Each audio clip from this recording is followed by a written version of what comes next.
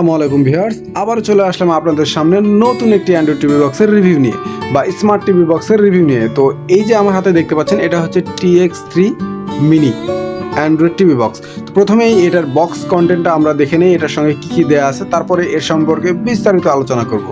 তো এটাকে যদি আমরা খুলে নেই, তাহলে এখানে প্রথমেই দেখতে পাবো একটি বক্স TX3 মিনি। আপনারা দেখতে পাচ্ছেন এটা হচ্ছে বক্স, এই যে দেখতে পাচ্ছেন TX3 মিনি। তারপরে যদি আমরা এখানে দেখতে চাই, তাহলে এখানে দেখতে পাচ্ছেন যে একটি চার্জার বা আমাদের পাওয়ার, যে টিভি বক্সের যে পাওয়ার। তারপরে একটি দেখতে পাচ্ছি আমরা এখানে কেবল, HDMI কেবল, যেটা দিয়ে আমরা মনিটরে কানেক্ট করব।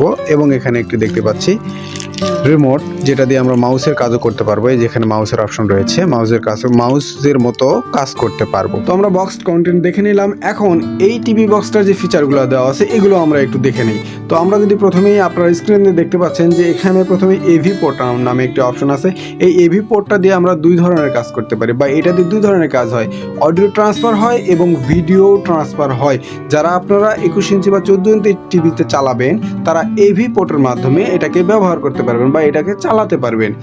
আর যারা এলইডি টিভিতে চালাবেন কিন্তু বা মনিটরে চালাবেন, তারা সাউন্ডটাকে ট্রান্সফার করতে পারছে না। সেই ক্ষেত্রে এখান থেকে আপনারা সাউন্ডটাকে ট্রান্সফার করে নিতে পারবেন।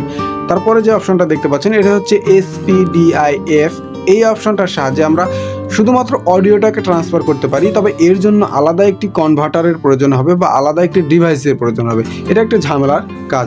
তারপরে দেখতে পাচ্ছেন এখানে ওয়াইফাইয়ের যে ল্যান্ড পোর্ট যেটা আছে, ওয়াইফাইয়ের সরাসরি কেবলটা আমরা এখানে ইন করতে পারি, এটা ঠিক আছে। তারপরে যেটা দেখতে পাচ্ছেন HDMI এর যে কেবলটা এটার সঙ্গে দেওয়া আছে, অ্যান্ড্রয়েড টিভি বক্সটার সঙ্গে যেটা দেওয়া আছে HDMI মোডের কেবল, এই কেবলটা এখানে কানেক্ট হবে এবং অপোজিট মাথাটা আমাদের এলইডি বা মনিটরে কানেক্ট হবে। তারপরে যেটা দেখতে পাচ্ছেন এখানে হচ্ছে চার্জার পোর্ট রয়েছে, যেই চার্জার পোর্টটার সাহায্যে এটাকে আমরা চালু করব বা এটাতে পাওয়ার দেব। তো এটাকে আমরা একটু ঘোরায় নেই। এটাকে ঘোরা নিলে এখানে দেখতে পাচ্ছেন যে দুইটা ইউএসবির পোর্ট রয়েছে। এখানে দেখতে পাচ্ছেন দুইটা ইউএসবির পোর্ট রয়েছে।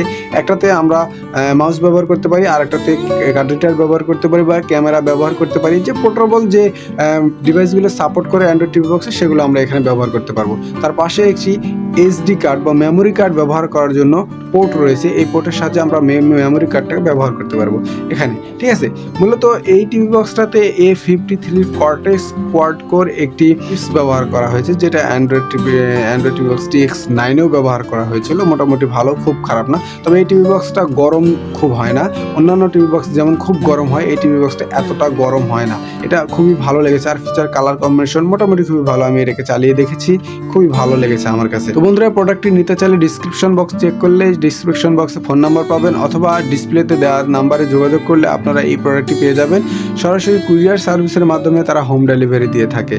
তো বন্ধুরা, আশা করি ভিডিওটি ভালো লেগেছে। যদি ভিডিওটি ভালো লেগে থাকে অবশ্যই লাইক করে দেবেন, আর যদি চ্যানেলে নতুন হয়ে থাকেন চ্যানেলটিকে সাবস্ক্রাইব করে পাশে থাকা বেল বাটনটিকে অন করে দিন পরবর্তী ভিডিওর নোটিফিকেশন পাওয়ার জন্য। আজকের ভিডিও এখানেই শেষ করছি। আসসালামু আলাইকুম ওয়া রাহমাতুল্লাহি ওয়া বারাকাতুহু।